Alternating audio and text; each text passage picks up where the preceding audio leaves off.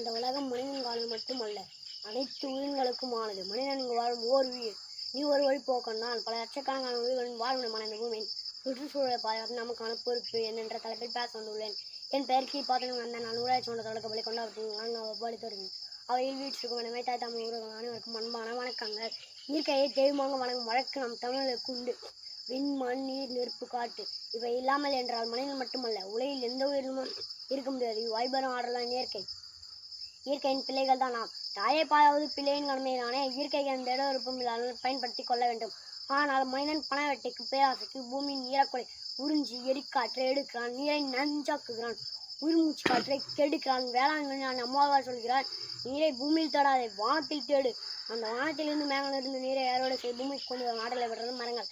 மரங்களை வளர்க்காமல் வெட்டி விட்டு பெரிய பெரிய சாலைகள், நச்சுப்பு நிலம் வளம் சாராத தொழிற்சாலை கட்டிவிட்டு மனிதன் காட்டி தேடி சுற்றுலா செல்கிறான். அடிப்படை அறிவில்லாத மனிதன். நீரென்று அமையாத உலகு.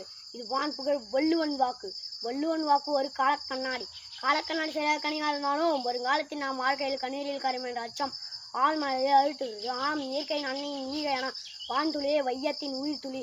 இந்த உயிர் துளி உயிரிடுமாயின் இந்த உலகமும் உயிரிடும். ஒரு மனிதனுக்கு 470 மரங்களால் தேவை. ஆனால் இந்தியாவில் 27 மரங்கள் தான் இருக்கிறது என்று ஆய்வுகள் சொல்லப்படுகிறது. அந்த 27 மரங்களால் இருக்குமா என்பது சந்தேகம்தான். ஒரு நாட்டில் நிலப்பரப்பில் 3 1 பங்கு 33 விழுக்காடாக இருக்க வேண்டும். ஆனால் 13 விழுக்காடு தான் காடாக இருக்கிறது. நம் நாட்டில் மட்டும்தான் அதிகமாக மரம் வெட்டப்படுகிறது. மலைகள் அழிக்கப்படுகிறது. இன்னும் மரம் வெட்டினால் கூட நட்டு வளர்த்து விடலாம். ஆனால் மலையை அழித்தால் உருவாக்க முடியுமா? உங்களால் உருவாக்க முடியாத ஒன்றை அழிக்க உரிமை கொடுத்தது யார்? இயற்கையின் அரும்பெரும் கொடையான மலை ஒரு மலை மட்டுமல்ல.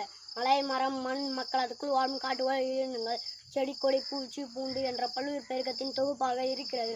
அதற்குள் ஒரு அழகான உயிரியல் சங்கிலியில் இணைக்கப்பட்டுள்ளது. அந்த சங்கிலி அறிந்துவிடக்கூடாது என்ற ஆதகம் தான் எனக்குள் இருக்கிறது. பல இடங்களில் மலைகள் சுரண்டப்படுகிறது. இன்னும் சொல்ல போனால் முழுவதுமாக சிதைக்கப்படுகிறது. மலைகள் இருந்திடம் தெரியாமல் துளை தெரியப்படுகிறது. இப்படியே சென்றால் இந்த பூமியில் வாழ இடம் இருக்காது. அப்படியும் இருந்தால் அது வாழ்கிற பூமியாக இருக்காது. அப்படி நடக்காமல் இருக்க நாம் ஒவ்வொருவரும் மரங்களை நட்டு மலைகளை பாதுகாத்து நல்ல நீரையும் காற்றையும் சுற்றுச்சூழலுக்கு உறுதி செய்ய வேண்டும். நமக்கு உண்மையான சுகம் என்பது இயற்கையை நோக்கி போவதில் தான் இருக்கிறது. கடைசி ஒன்று மட்டும். எல்லா உயிரினங்களுக்கும் தேவையானதை இயற்கை தந்து விடுகிறார். ஆனால் மனிதனின் பேராசை தவிக்கிறார் என்ற வருத்தத்துடன் பதிவு செய்கிறேன். நன்றி, வணக்கம்.